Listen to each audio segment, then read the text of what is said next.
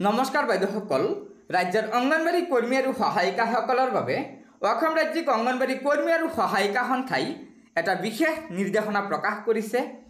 যিখন নিৰ্দেশনা ৰাজ্যৰ প্ৰতিগৰাকী অংগনবাড়ী কৰ্মী আৰু সহায়িকাক মানি চলিবলৈ সন্থাই আহ্বান জনাইছে। হয় বাইদেউসকল, নিৰ্দেশনাখনৰ প্ৰথমতে আছে চাব, সংগ্ৰামী বান্ধৱীসকল, অসম ৰাজ্যিক কমিটিৰ সিদ্ধান্ত মৰ্মে চলিত মাহ মানে মাৰ্চ মাহত কোনো কৰ্মী সহায়িকাই যাতে কেন্দ্ৰৰ কোনো ধৰণৰ কাম কাজ, কোনো ধৰণৰ report, Poshan tracker, BLO' duty, polio' duty, টীকাকৰণ আদি কামত সহযোগ নকৰে। কাৰণ চৰকাৰে মাননি বৃদ্ধি ঘোষণা নকৰালৈকে অসহযোগ আন্দোলন চলিয়ে থাকিব। অহা 22 মাৰ্চত আকৌ ৰাজ্যিক কমিটি বহিব, কি সিদ্ধান্ত লোৱা হয় সেয়া আপোনালোকক জনোৱা হ'ব।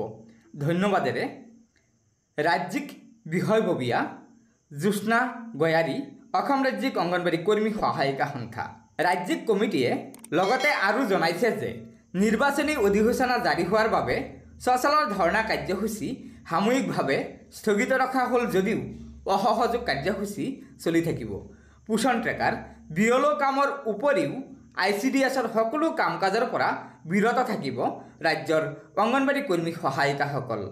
এই কথা জনাইছে অসম ৰাজ্যিক অংগনবাড়ী কৰ্মী আৰু সহায়িকা সন্থাৰ সম্পাদিকা ইন্দিৰা নেওয়া ডাঙৰীয়ানীয়ে। গতিকে বাইদেউসকল, এয়া নিশ্চয় আমাৰ ৰাজ্যৰ অংগনবাড়ী কৰ্মী আৰু সহায়িকাসকলৰ বাবে অসম ৰাজ্যিক অংগনবাড়ী কৰ্মী আৰু সহায়িকা সন্থাই এটা গুৰুত্বপূৰ্ণ খবৰ দিছে। সেয়েহে আপোনালোকে লগৰ বান্ধৱীসকলক এই ভিডিঅ'টো শ্বেয়াৰ কৰি সন্থাৰ এই বৃহৎ সিদ্ধান্তৰ বিষয়ে জনাই দিব। লগতে নতুনকৈ অহা বাইদেউসকলে পৰৱৰ্তী সময়ত ৰাজ্যৰ অংগনবাড়ী কৰ্মী আৰু সহায়িকাসকলৰ বিভিন্ন খবৰসমূহ সম্পূৰ্ণ শুদ্ধ তথ্যৰ ওপৰত পোনপ্ৰথমে পাবলৈ অনুগ্ৰহ কৰি আমাৰ এই চেনেলটো ছাবস্ক্ৰাইব কৰি ল'ব। গতিকে আজিৰ ভিডিঅ'টো ইয়াতে সমাপ্ত কৰিলোঁ। ধন্যবাদ। জয় আই অসম।